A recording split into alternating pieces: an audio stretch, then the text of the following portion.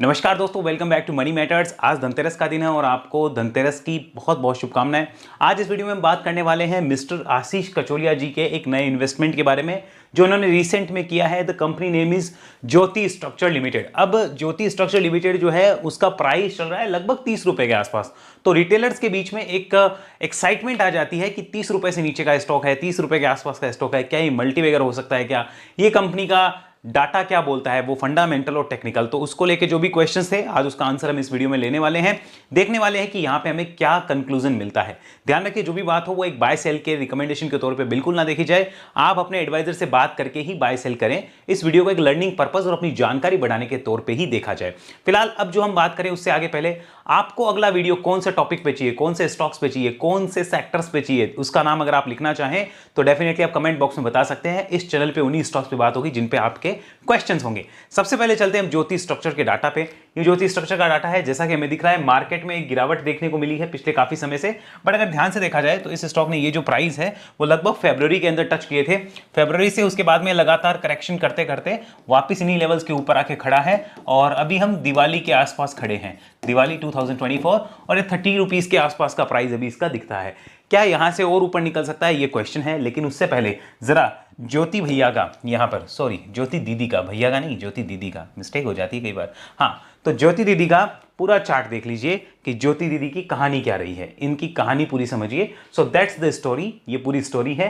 2000 ये वाला जो प्राइस है कितना है भाई, लगभग, हाँ ये वाला लगभग 310 रुपए का जनवरी 2008 में ये प्राइस था। वहां से स्टॉक अभी भी 90% डाउन है और लगभग खत्म हो गया था।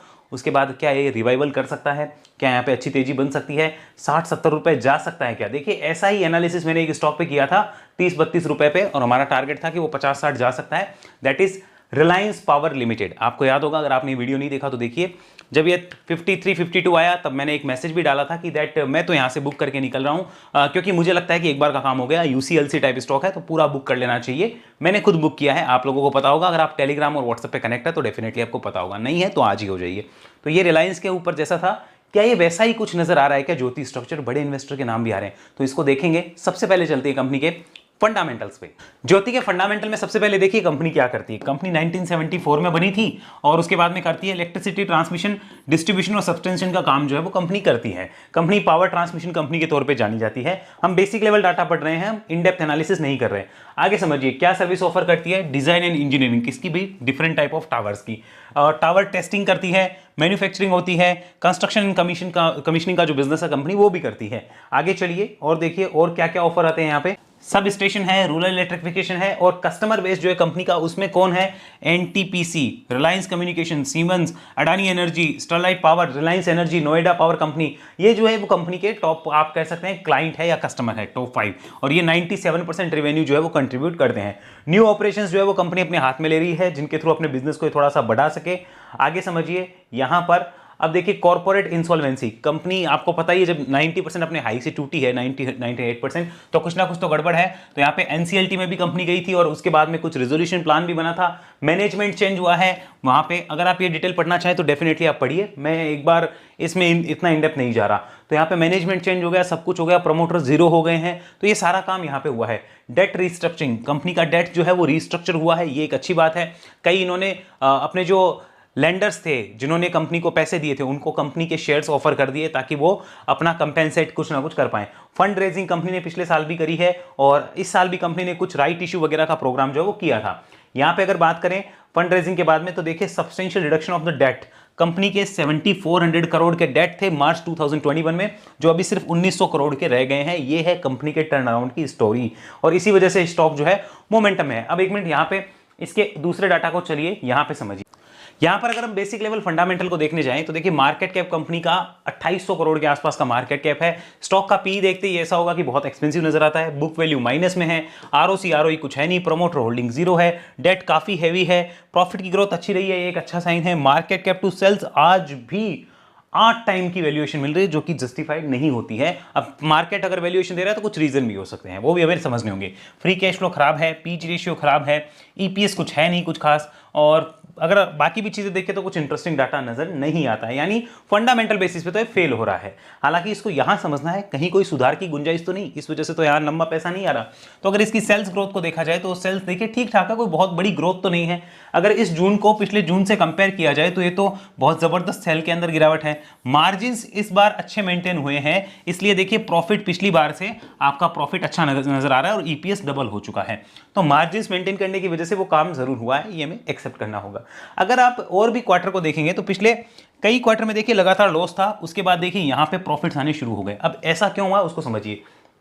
पहले देखिए इंटरेस्ट जो है ये काफी ज्यादा लगता था, आपको दिख रहा होगा। इंटरेस्ट जैसे ही जाना शुरू हुआ कंपनी के लिए लॉस कम हुए और फिर थोड़ी सी एफिशिएंसी बढ़ते ही यहां पे प्रॉफिट में आना कंपनी शुरू हो गई, तो कंपनी के शेयर होल्डर्स की वेल्थ बढ़नी शुरू हो गई।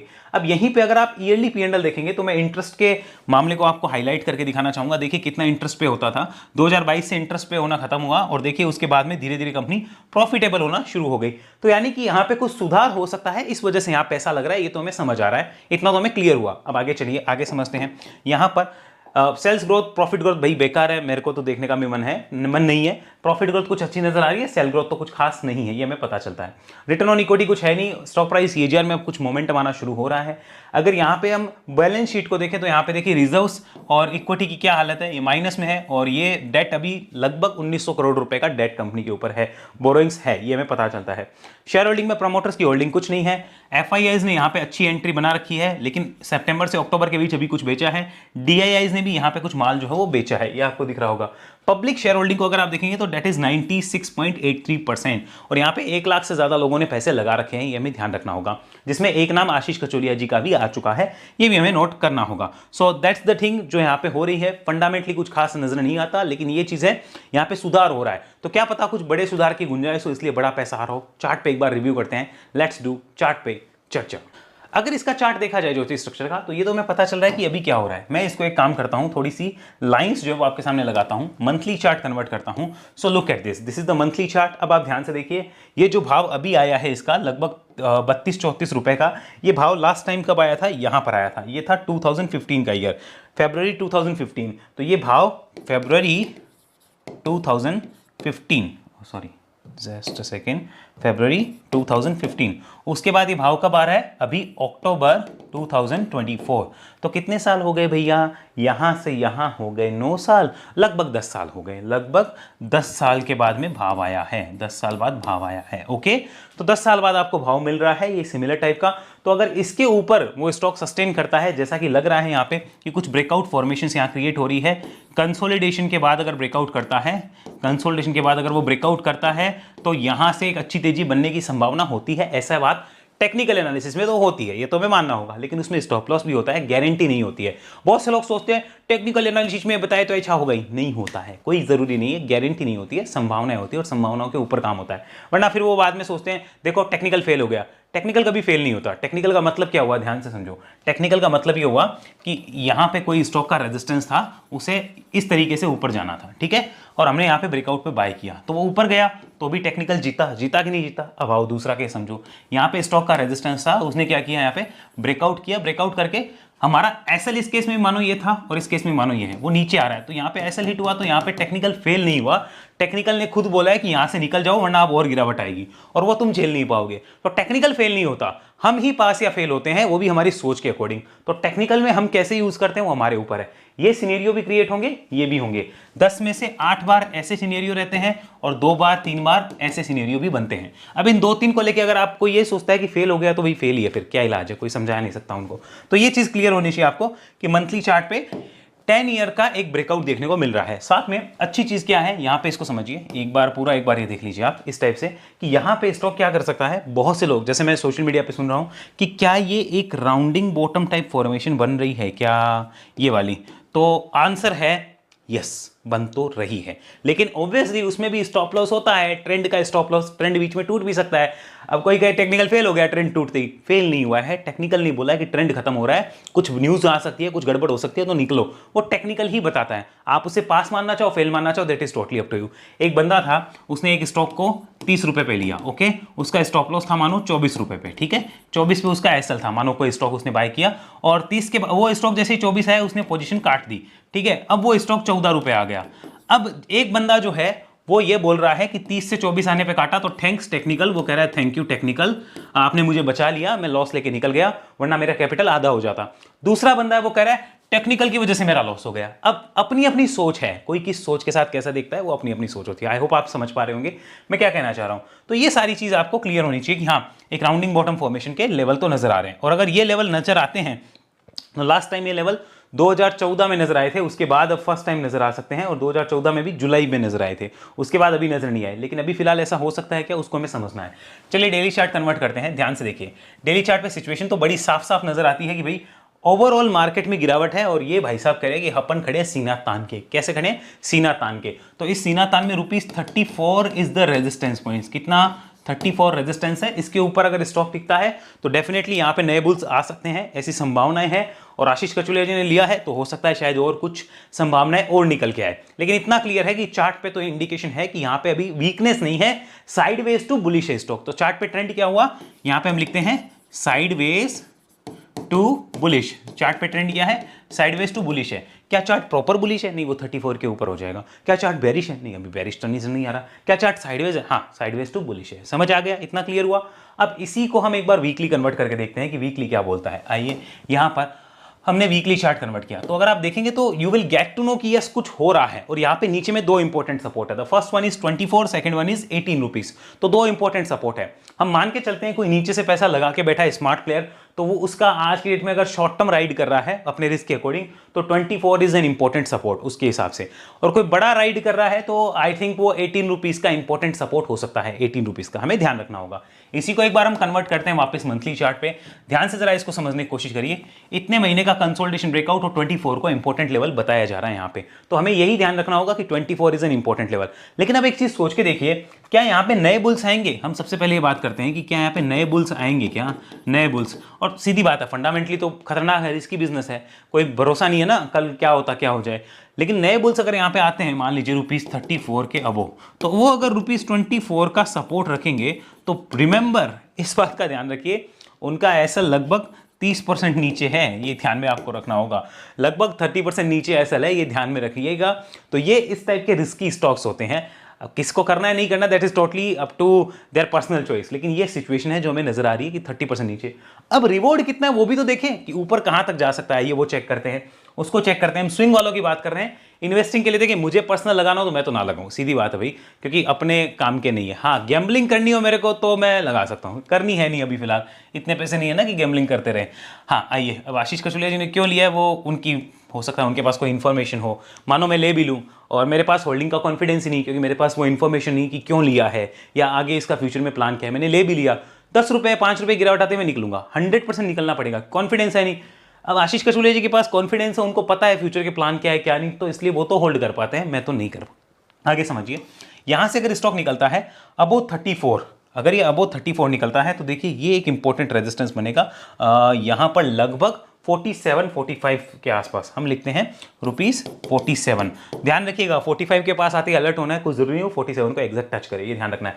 नेक्स्ट जो इंपॉर्टेंट रेजिस्टेंस बन सकता है दैट इज अराउंड 55 रुपीज, इसको भी ध्यान रखना है हमें, ₹55 ये इंपॉर्टेंट रेजिस्टेंस है।